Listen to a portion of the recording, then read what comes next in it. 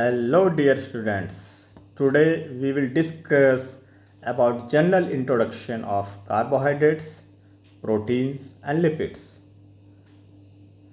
आमतौर पे carbohydrates are the most abundant biomolecules on the globe, and these carbohydrates are synthesized by the plants through the well-known process of photosynthesis, and in this process these green plants convert more than 100 billion metric tons of the carbon dioxide and water per year into well-known substances like cellulose and other plant products. And these plant products also include starch. And the oxidation of these carbohydrate molecules is the central energy providing processes in the most non-synthetic cells.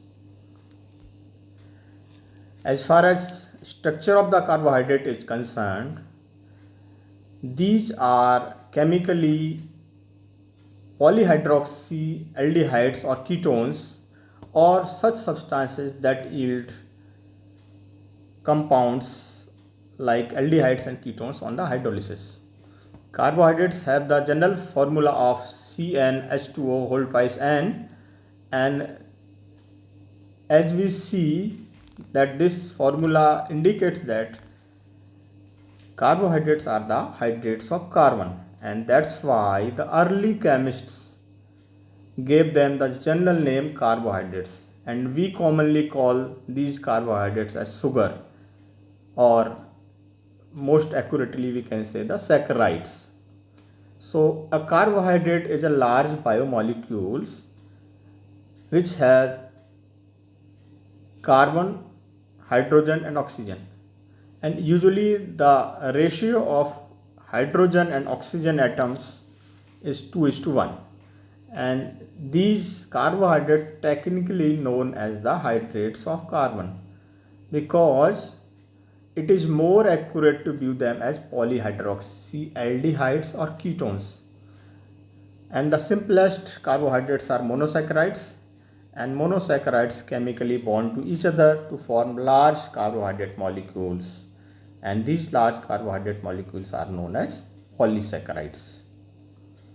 So as far as the functions of the carbohydrates are concerned, carbohydrates are the most abundant dietary source of energy in all the living organism, and these serve as the storage form of energy, and this carbohydrate is stored in the form of glycogen in the cells, and this glycogen meets all the immediate energy demands of our body. So these carbohydrates are essential building blocks of important macromolecules such as ribonucleic acid, deoxyribonucleic acid and ATP, and these sugars participate in the structure of cell membrane and cellular functions like cellular growth, adhesion, fertilization and reproduction, and carbohydrate help in the metabolism of lipids also. As far as the sources of the carbohydrates are concerned, the main sources or our dietary source principally includes grain products, and grains are the naturally starch containing cereals. The second source is starchy vegetables and beans like potato, yams, green peas and corn, and these vegetables and beans contain high level of complex carbohydrates that our body digests into sugars. The third source is fruits and fruit juices, and this is very important source because they contain carbohydrates in the form of natural sugars such as glucose and fructose. Dairy milk is also a significant source of our dietary carbohydrates which is not derived from the plants. And above all, in our daily diet, sweets and added sugar eating candies, desserts, and these items boost the number of carbohydrate in our daily diet. So these are some sources of naturally occurring carbohydrates, which includes grain, fruits, dry fruits, bread, as we daily need bread, butter, and rice, fruits, sweet fruits, corn. So these are the main important source of carbohydrates. As far as the classification is concerned, so on the basis of the number of monomers units, and these monomers are called monosaccharides. These are present in the carbohydrate, and carbohydrates are classified into the three main classes. The first class is the monosaccharides, oligosaccharides, and the third one is polysaccharides. So in monosaccharides, these are the carbohydrates with 3 to 7 carbons in their backbone, and these form monomers or the building blocks for the longer and more complex carbohydrates. Monosaccharides have two families, ketoses and aldoses. Glucose, ribose, fructose, galactose are the main examples of monosaccharides. As far as oligosaccharides are concerned, these are the carbohydrates with 2 to 20 monosaccharide units bonded together by a glycosidic bond. And the examples of oligosaccharides are lactose, sugar, maltose, trehalose. And the third category is polysaccharides.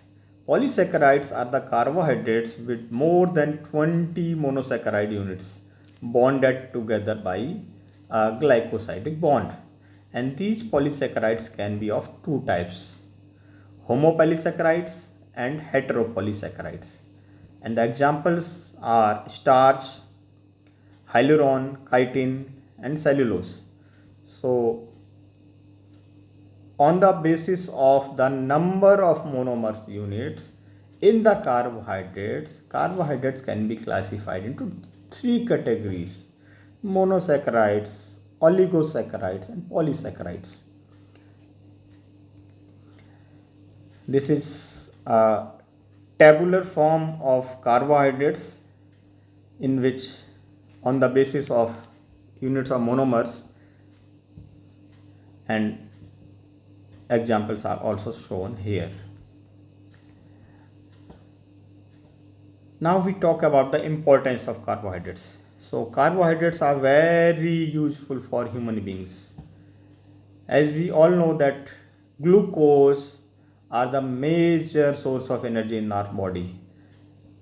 Erythrocytes and brain cells are almost completely dependent on the glucose for energy. Carbohydrates serve as storage form of energy, for example glycogen in the animals and starch in the plants. And these carbohydrates, generally glycoproteins and glycolipids, are components of cell membrane, and these are involved in various physiological activities. As we all know that glucose is the precursor of all the carbohydrates in the body, including ribose and deoxyribose in nucleic acid, galactose in lactose of the milk, and so on and so forth. And it is also the precursor of the synthesis of fats and some proteins also. So monosaccharides are the main unit of the carbohydrates, and these monosaccharides derive their name from a Greek word, two words rather. One is mono means single, and saccharide means sugar. So single sugar is the literal Greek meaning of the monosaccharides. And these are the polyhydroxyaldehyde and ketone which can't be further hydrolyzed into simple sugar. So, as the name suggests, they cannot be further hydrolyzed to simple sugars. These are the simplest building blocks of the carbohydrates. So, they are sweet in taste, they are soluble in water, and they have 3 to 10 carbon atoms, 2 or more hydroxyl groups, and 1 aldehyde or either ketone group. So the simplest form of carbohydrates and often called simple sugar since they can't be further hydrolyzed. As far as properties of the monosaccharides are concerned, they are colorless, crystalline solids that are soluble in water and insoluble in non-polar solvents. And as we all know that, also discussed earlier, the general formula is CnH2n whole n or CnH2nOn. So we can classify monosaccharides on the basis of functional group, and these functional groups are aldehyde and ketones. These are present in the monosaccharides. So on the basis of functional group, monosaccharides are classified into two categories. Aldoses are those monosaccharides that contain an aldehyde functional group and are called aldoses. For example, glucose, galactose, ribose, etc. And the second category on the basis of functional group is the ketoses. And these ketoses contain a ketone functional group on the second carbon atom of the monosaccharides. For example, fructose, ribulose, xylulose, etc. The second criteria of the classification of monosaccharides is based on the number of carbon atoms present in it. If a monosaccharide have 3 carbon atoms, these are called trioses, and the example of trioses is glyceraldehyde and DHA. And if the number of carbon atoms are 4, then they are called tetroses. For example, erythrose, erythrulose. If the carbon atoms are 5, these are called pentoses like ribose, ribulose and xylulose. If the carbon atoms are 6, then these monosaccharides are called hexose like glucose, fructose, galactose, mannose. And if the carbon atoms are 7, then these are called heptose. For example, aldoheptose, pseudoheptulose. And if we combine both of the functional group and the number of carbon atoms, then the classification is very interesting. So combining these both two systems of classification gives general name that indicates both the types of the carbonyl group and the number of carbon atoms in a molecule. So monosaccharides can be aldotrioses if the functional group is aldehyde and the number of carbon atom is 3. Then the monosaccharides are called aldotriose like glyceraldehyde. If the functional group is aldehyde and the number of carbon atoms are 4, then these are called aldotetrose like erythrose. And if the number of carbon atoms are 5 and the functional group is aldehyde, then these are named as aldopentoses like arabinose, ribose, xylulose. And if the carbon atoms are 6 and the functional group is aldehyde, then these are named as aldohexoses. And The familiar example of aldohexoses is glucose, mannose and galactose. Like this, if we have ketone group and number of carbon atoms are 3, then the monosaccharides are called ketotrioses, like dihydroxyacetone. And if the number of carbon atoms are 4 and the functional group is ketone, then ketotetrose, like these ketopentose, ketohexose, ketoheptoses, and so on and so forth. And glucose and fructose are specific example of aldohexose and ketohexose. So glucose is a aldohexose and fructose is a ketohexose. So chemically the structure of glucose and fructose is discussed here. Here in the chemical structure there are 5 carbon atoms in both the compounds. Structure is almost same except the functional group. So the functional group in the glucose, that is aldohexose, the functional group is attached on the first carbon atom, and in the fructose the functional group is attached on the second carbon atom. So the second category of carbohydrate is oligosaccharides. So oligosaccharides are those compound sugar that yield 2 to 10 molecules of the same or different monosaccharides on hydrolysis. If we hydrolyze the oligosaccharides, they will produce 2 to 10 molecules of the same or different types of monosaccharide on hydrolysis. So the monosaccharide units are joined together by glycosidic linkage. So based on the number of monosaccharide units, the oligosaccharides are further classified as disaccharide, trisaccharide, tetrasaccharide, and so on and so forth. And oligosaccharides, that is 2 molecules of monosaccharide on hydrolysis, is known as disaccharide. That means if an oligosaccharide produce 2 molecules of monosaccharide on hydrolysis, then this oligosaccharide is called disaccharide, and the one that yields 3 or 4 monosaccharide units, they are known as trisaccharides and tetrasaccharides respectively, and so on and so forth. And the general formula is same.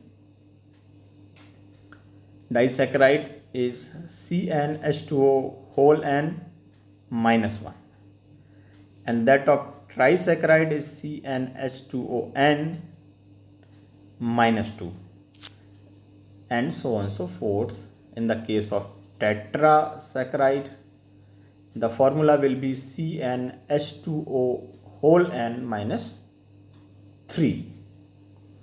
So examples of the disaccharides are sucrose, lactose, maltose. Trisaccharides are raffinose and ribinose. Tetrasaccharides are stacchylose.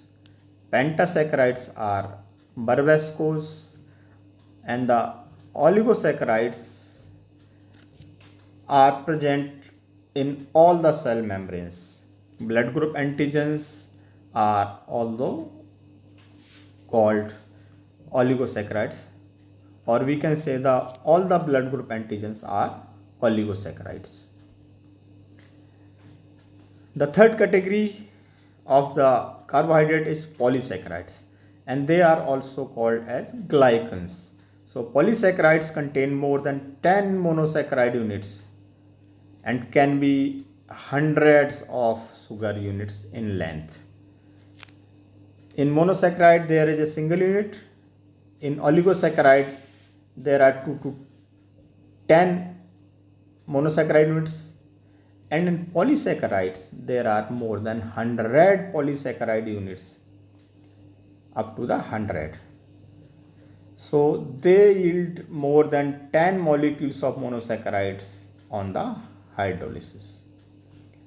And polysaccharides differ from each other in the identity of their recurring monosaccharide units, in the length of their chain, in the type of the bond linking units, and in the degree of branching.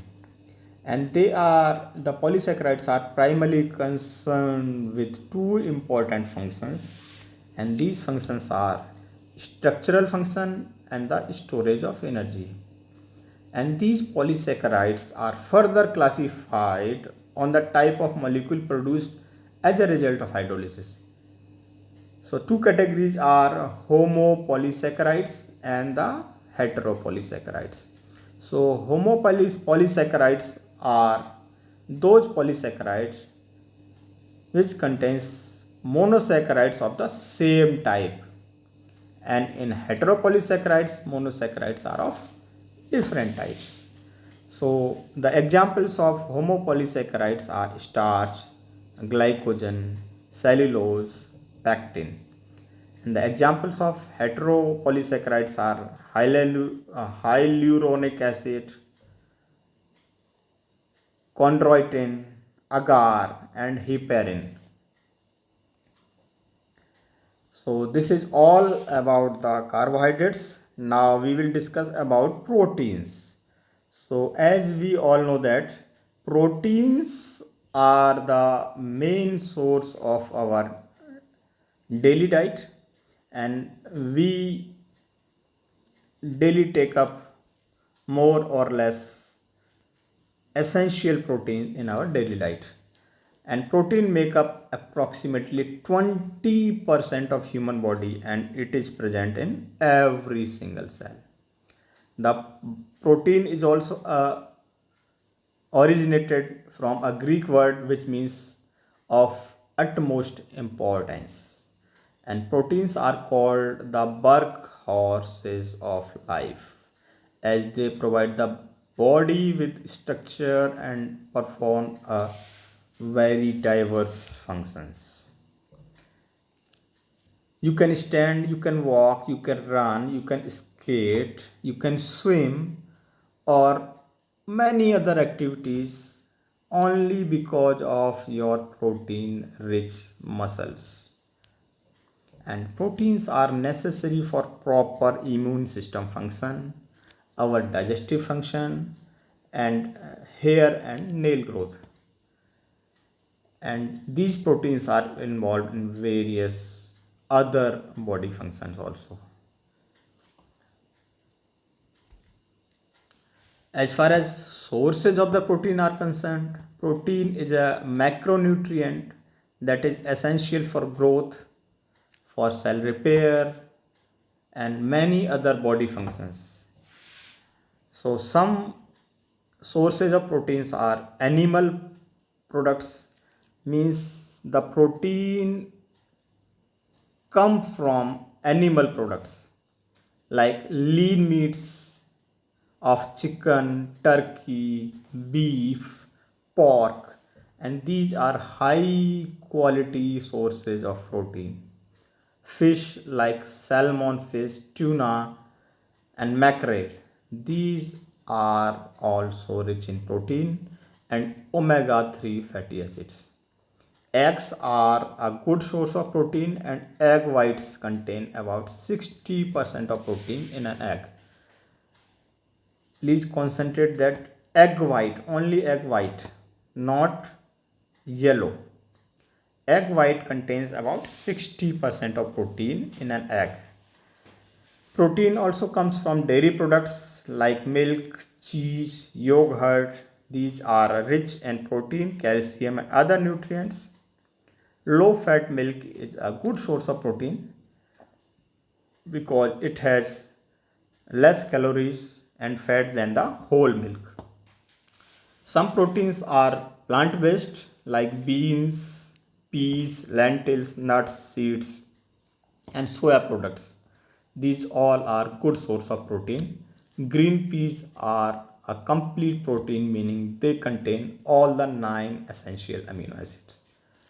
Protein may also come from seeds Small quantity but mighty seeds are good source of protein.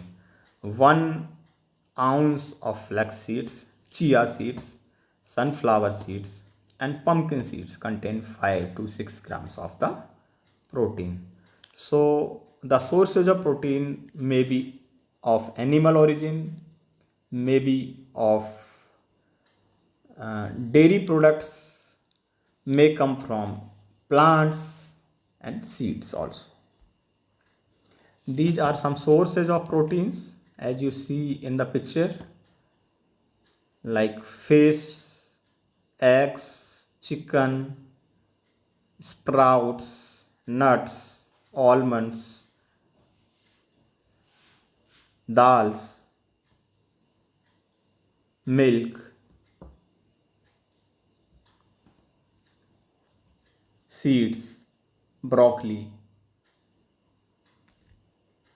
So protein are large complex molecules that are essential component of all the human tissues like bones, blood, hormones, enzymes, antibodies.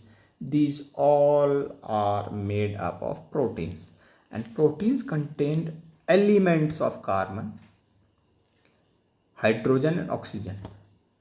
These all three are integral part of a protein, जैसा कि carbohydrate में भी होता है and lipids में भी. But proteins are the only macronutrients that contains nitrogen also.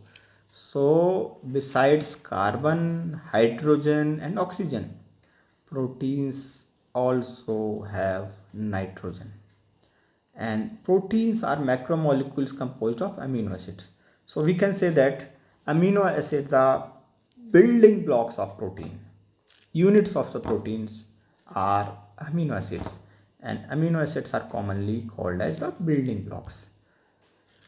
Amino acids contains generally 5 elements, and each amino acid consists of a central carbon atom connected to a side chain that is denoted as R, a hydrogen, a nitrogen containing amino group, and a carboxylic acid group.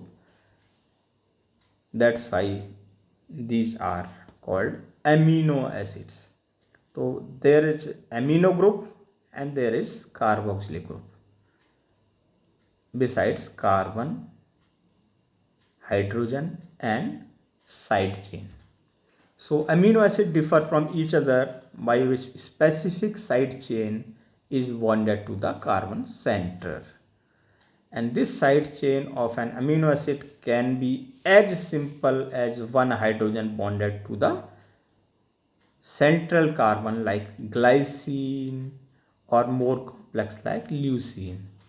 So we can see the general amino acid structure, which contain amino group and H2 group, a side chain that is denoted by R, and a carboxylic acid group on the another carbon atom. This is a simplified diagram that shows the central carbon atom, and to this carbon atom there are attached a hydrogen atom, a amino group, an acid group, and the side chain, which is unique to every and each amino acid. This is the side chain which differentiate each amino acid from other. जैसा अभी हमने बताया था, glycine और leucine बहुत ही complex structure होते हैं. So the first one shows the chemical structure of glycine and second one shows the chemical structure of leucine, and these both glycine and leucine are the amino acids. So in an amino acid it's all in the side chain, and the side chain of an amino acid, sometimes called the R group, can be as simple as one hydrogen bonded to the carbon center, or as complex as 6 carbon ring bonded to the carbon center. So to the carbon center there may be a single hydrogen bond, or there may be a complex 6 carbon ring bonded to the this carbon center. Although each side chain of the 20 amino acids, as we all know that there are 20 amino acids are found, so this side chain in all the 20 amino acids is unique. There are some chemical likeness among all the amino acids. So therefore, on the basis of this side chain, amino acids are classified into 4 different groups, and these groups are non-polar, polar, acidic and basic. So 4 category of amino acids: non-polar, polar, acidic and basic. So this is a table which shows the different groups of amino acid. So in the non-polar group, the main characteristic of the amino acid is these amino acids are hydrophobic in nature. Okay. In polar, these amino acids are hydrophilic in nature, and in acidic these are negatively charged, and in basic these are positively charged. And the names or the examples are given of the non-polar like alanine, valine, leucine, and in polar the examples are glycine, serine, tyrosine, and in acidic these are aspartame, glutamine, and in basic which are positively charged like lysine, arginine. So amino acids can be classified into 2 categories on their nutritional aspect. Some are essential and some are non-essential. So there are 20 different amino acids. We require all of them to make the many different proteins found throughout our body. And out of 20, 11 of these are called non-essential because the body can synthesize them. However, 9 of the amino acids are called essential amino acids because we can't synthesize them either at all or in sufficient amount. So these must be obtained from the diet. So the essential amino acids should be included in our daily diet because our body can't synthesize them. So we can supply these amino acids from outside. Sometimes during infancy, growth and disease stage, our body can't synthesize enough amount of these non-essential amino acids, and more of them are required in the diet. So these type of amino acids are called conditionally essential amino acids. And the nutritional value of a protein is dependent on what amino acid it contains and in what quantities we are taking these amino acids. So this is a list of all the 20 amino acids. In the category of essential there are 9 like histidine, isoleucine, leucine, lysine, methionine, phenylalanine, threonine, tryptophan and valine. These are essential amino acids, and 11 are categorized under non-essential amino acids like alanine, arginine, asparagine, aspartic acid, cysteine, glutamic acid, glutamine, glycine, proline, serine and the tyrosine. and some are conditionally essential in these 11, like tyrosine, proline, glycine, glutamine, cysteine, and arginine. These are conditionally essential amino acids. So, building blocks with amino acids. A protein consists of multiple amino acids, and different proteins are produced because there are 20 amino acids, and that can be combined in a unique sequence, and each amino acid is connected to the next amino acid by a special chemical bond that is called peptide bond. Recall that in carbohydrate we had a glycosidic bond. Here we have a peptide bond, and this peptide bond forms between the carboxylic acid group of one amino acid and the amino group of the another amino acid, and in this bonding there is a release of molecule of water.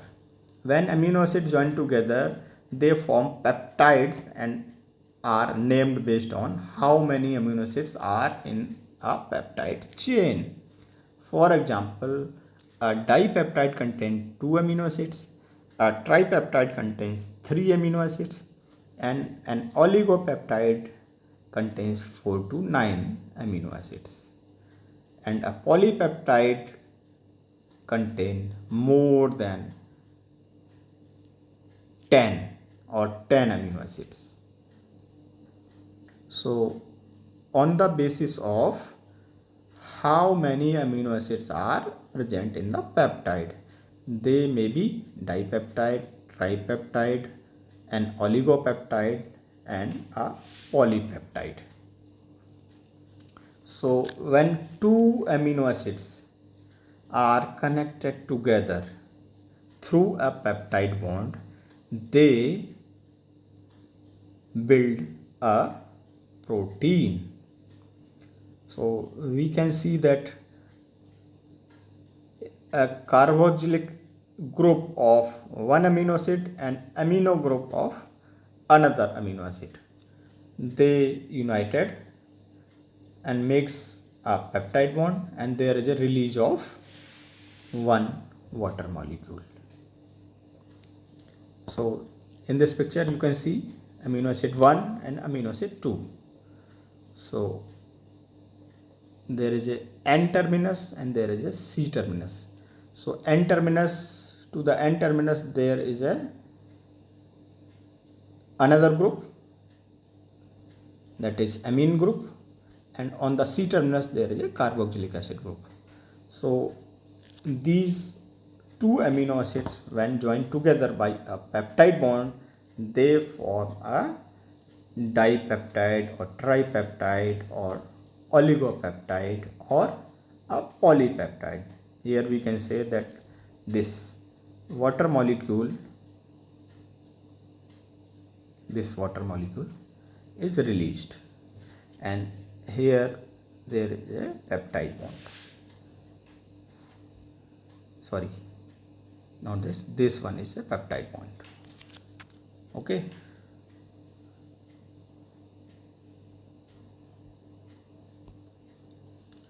So this is the process how the polypeptides are formed.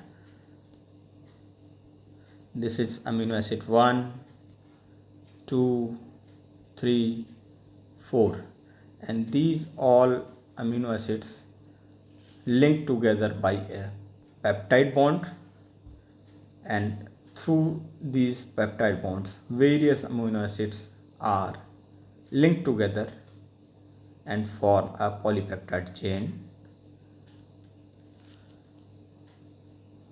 and here it is a three-dimensional pic of a polypeptide chain.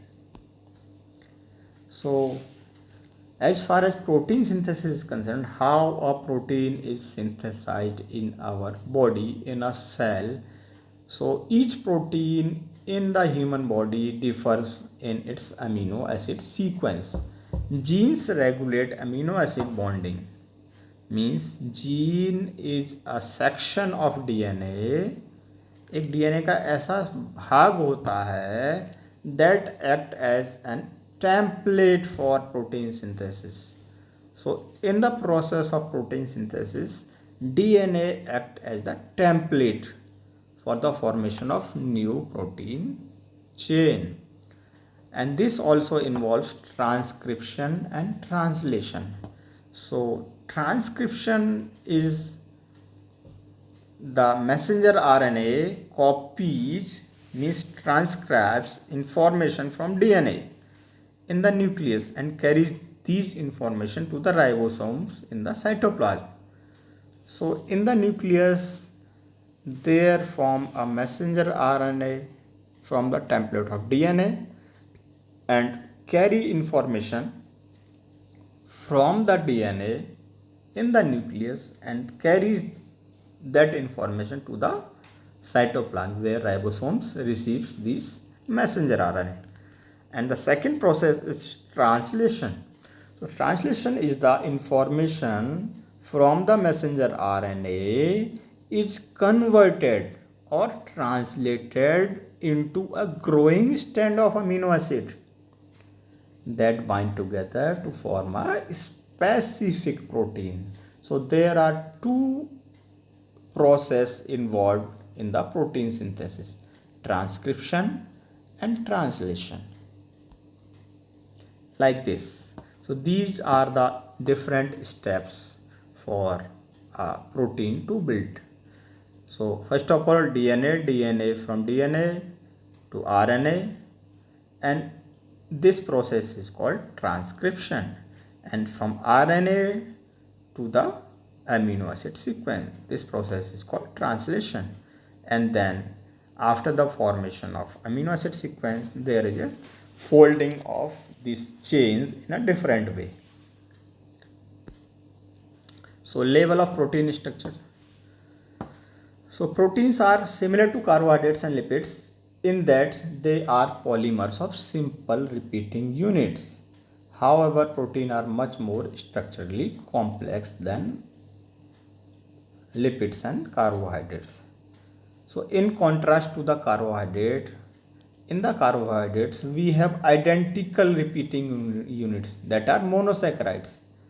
Here in the protein we have different types of amino acid, 20 different types of amino acid, and these amino acids are different from each other. So the structure of protein can be organized into 4 different structural levels. First one is primary, second one is secondary, third one is tertiary, and the quaternary. So there are 4 different structural level of proteins. So as far as primary is concerned, the first level is the one-dimensional sequence of amino acids that are held together by a peptide bond. And carbohydrates and lipids also are one-dimensional sequence of their respective monomers, which may be branched, coiled, fibrous or globular, but their conformation is more random and not organized by their sequence of monomers. As far as secondary protein is concerned, the protein structure is dependent on the chemical interaction between amino acids, and these chemical interaction cause the protein to fold into a specific shape such as helical, like a coiled spring, or a sheet. So secondary structure here is a coiling or folding of the protein.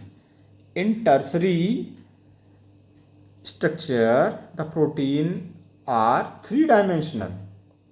As the different sides of chain of amino acids chemically interact, they either repel or attract each other, resulting in the folded structure. So the specific sequence of amino acid in a protein directs the protein to fold into a specific organized shape. So the folding is depend on the sequence of amino acids in a protein that directs the how these proteins are folded into a specific and organized shape. The fourth one is quaternary. So the fourth level is achieved when the protein fragments called peptides combine to make one larger protein. And these protein like hemoglobin is an example of quaternary protein that has quaternary structure, and it is composed of 4 peptides that bond together to form a functional oxygen carrier. So this is very unique protein, that is hemoglobin. So 4 structural levels are seen in this diagram. This one is primary, this is secondary, that is folding of the chain in various ways. This is 3-dimensional, the tertiary, and the fourth one is more complex. So classification of the proteins. So we can classify the proteins on the basis of their shape, their constitution, their nature of molecules. So on the basis of shape, proteins may be fibrous or globular. So fibrous proteins are resistant to proteolytic enzymes and are coiled and exist in thread-like structure to form a fiber, like collagen, actin and myosin, keratin in hairs, claws, feathers. So these all are fibrous proteins. And globular proteins are, unlike fibrous proteins, these are soluble in water and they are made up of polypeptides that are coiled about themselves to form an oval or spherical molecules like albumin, insulin, hormones like oxytocin. So the insulin, the albumin and the oxytocin, these all are proteins. On the basis of their constitution, the proteins may be simple, conjugated or derived proteins. So simple proteins are made up of amino acids only. That's like globulin. And the conjugated proteins are complex proteins that are combined with characteristics of non-amino acid substances like nucleic acid, carbohydrates. When the proteins are combined with other non-amino acid substances, and these non-amino acid substances are called prosthetic group. So different types of conjugated proteins are nucleoproteins, mucoproteins, glycoproteins, chromoproteins, lipoproteins, metalloproteins, phosphoproteins. So when protein is combined with nucleic acid, they become nucleoprotein. When combined with carbohydrate, they become mucoproteins. When combined with carbohydrates less than 4%, they may be a glycoproteins. So colored pigments and proteins forms chromoproteins, and proteins and lipids forms lipoproteins.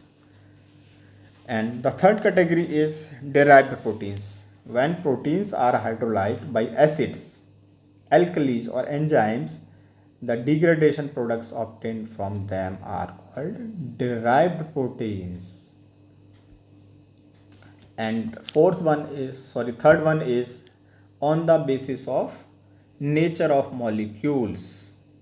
So there may be a acidic protein, there may be a basic protein. So in the acidic protein, they exist as anion and contain acidic amino acids like blood groups. And the basic proteins, they are cation and rich in basic amino acid like lysine, arginine, etc. So in the last, proteins are very important to the human body as they perform various structural functions, and these proteins are called as building blocks of the human body or animal body, as They are an essential component of various structure in the cells and tissues. They are protective in nature. They are needed for growth, development, healing, and repairing of tissues. They are essential for hormonal regulation, and various enzymes are known as proteins, and the various proteins are known as enzymes, and these enzymes are biological buffers because they, as enzymes, regulate many different biochemical reactions that are found in our body. The third molecules are the lipids. So lipids basically are the organic compounds, non-polar molecules which are soluble only in non-polar solvents. Soluble only in non-polar solvents and insoluble in water because water is a polar molecule. So lipids are organic compounds that are non-polar molecules which are soluble only in non-polar solvents and insoluble in water because water is a polar molecule. In the human body, lipids can be synthesized in the liver and are found in oil, butter, whole milk, cheese, fried foods, and some red meats also. So, a balanced diet should include monosaturated and polysaturated fats. Trans fats, as we all are aware, these trans fats are similar to saturated fats in our body and can raise blood LDL cholesterol level and increase the risk of cardiovascular diseases.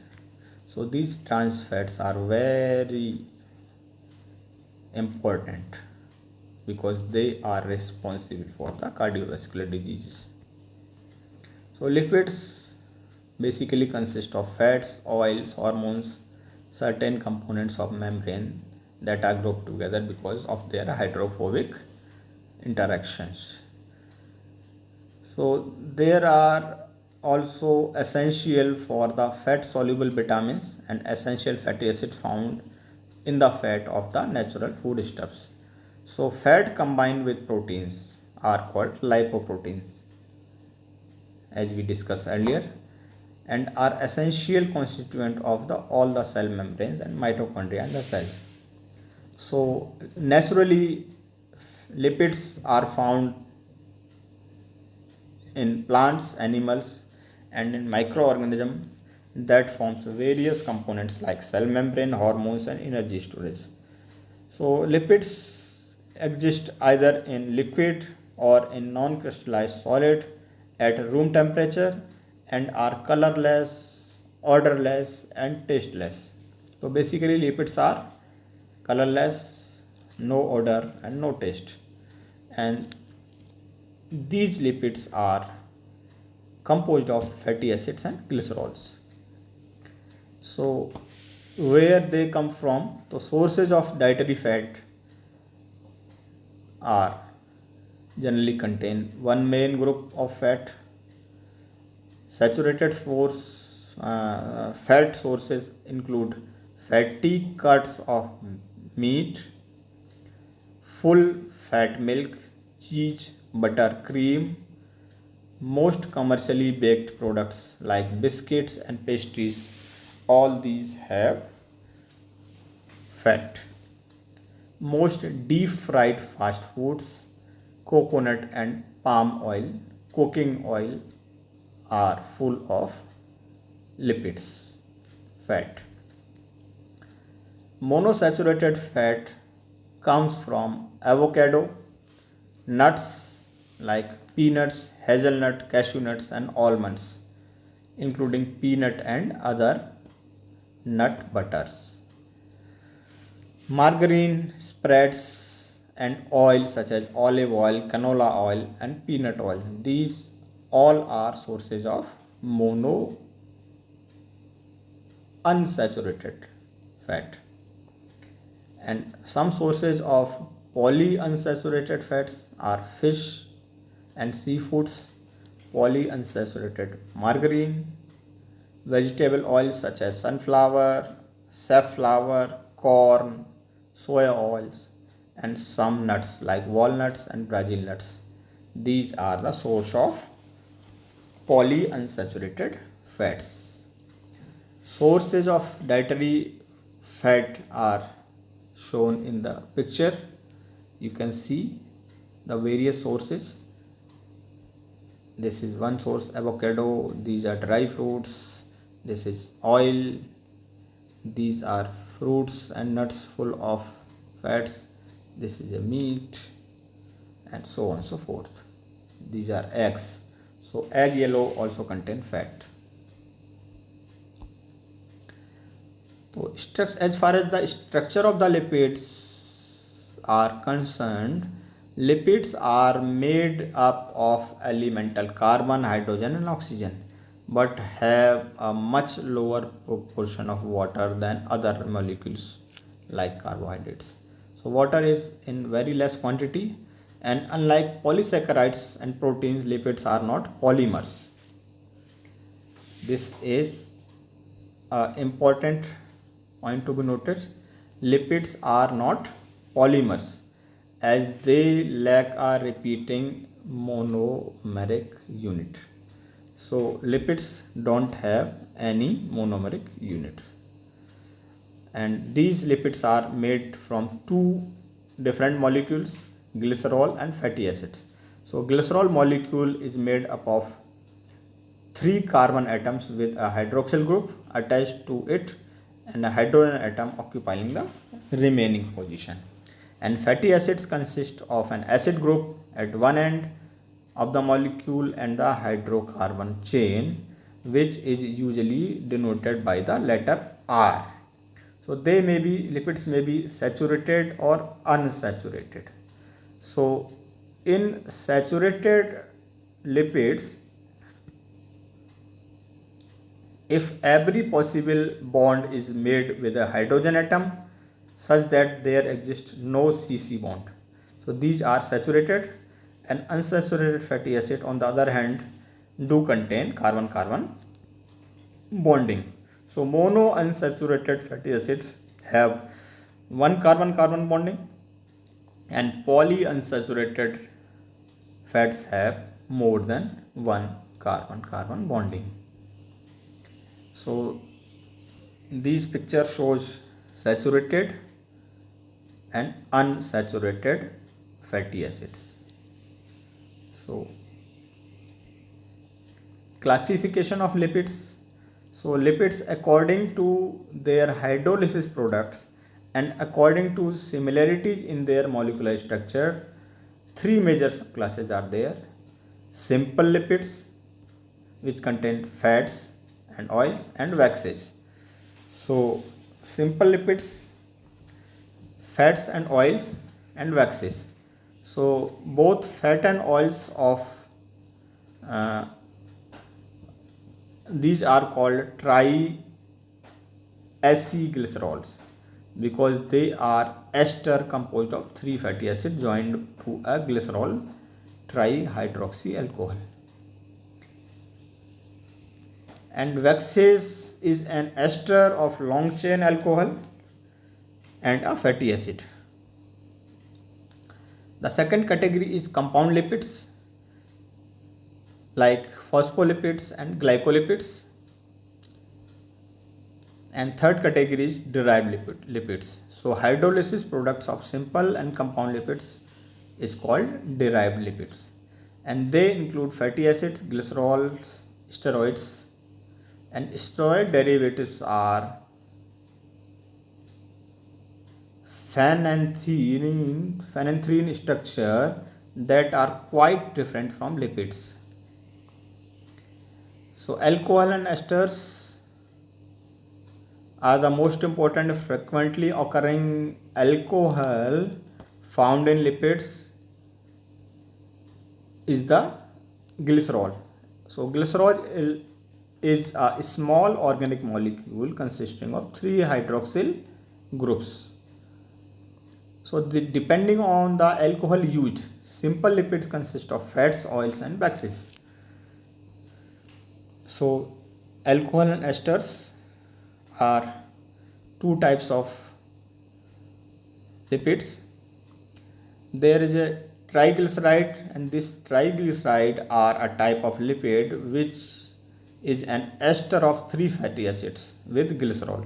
So when 3 fatty acids and a glycerol combines, these forms a triglyceride, and these are main constituents of our body fat in the humans and other vertebrates and vegetable fats.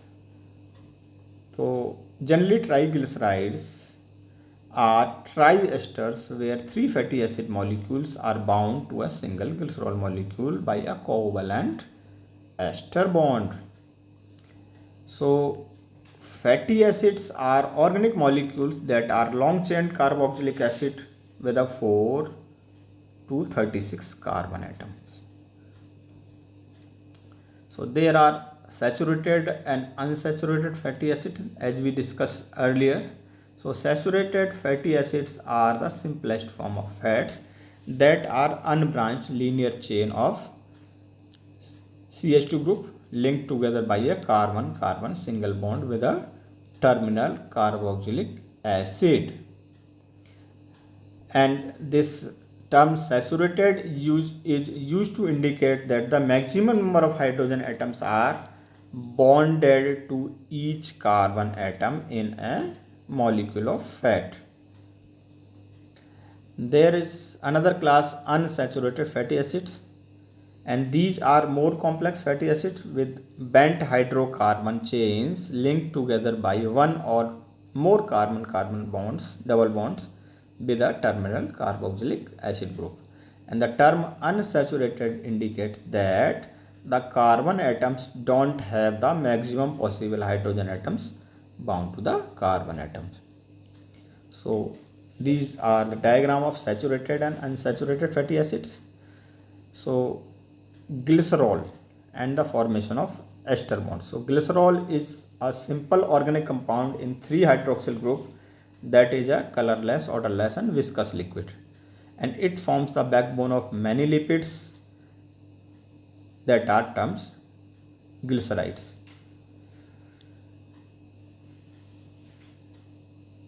So the lipid molecules formed from 3 fatty acids and a single glycerol molecule is termed as triglyceride or triglycerol. So this is the structure of triglyceride. Phospholipids is an organic molecule consists of fatty acids, a phosphate group and a glycerol group that forms the main components of various cellular membrane. So as we all know that phospholipid bilayer forms an important part of the cell membrane for the selective transports of the molecule in and out of the cell, and these phosphate groups form the hydrophilic head, whereas the fatty acids form the hydrophobic tails in this bilayer structure of cell membrane, and the head and the tail region of the phospholipids are joined by a glycerol molecules. So hydrophobic and hydrophilic interaction between different molecules and the lipid bilayer enables the passage of these bimolecules over the cell membrane, and these interactions make the cell membrane amphipathic. So these are phospholipids in a cell membrane which contains hydrophobic head and a hydrophilic head and a hydrophobic tail. There is another category which is called cholesterol. So sterols are a special type of lipids composed of steroid alcohols which are found naturally in plants and animals, fungi and other bacteria. So the most important and familiar type of sterol is the cholesterol, which plays an essential role in cell membrane structure and function. So this cholesterol acts as a precursor to the fat soluble vitamin like vitamin D and hormone. So vitamin D and hormone, for vitamin D and hormones, this cholesterol acts as precursor. So this is structure of cholesterol. So as far as functions of the lipids are concerned, very diverse group of compounds. In the body, fats serve as efficient source of energy and are also stored in the adipose tissue. Phospholipids and steroids are the major structural element of biological membrane. Lipids also act as structural component of the cell and provide the hydrophobic barrier that allows the separation of aqueous contents in and out of the cell. And cholesterol act as precursor of fat soluble vitamin like vitamin D and hormones. So that is all about carbohydrate, proteins and lipids. Thank you all.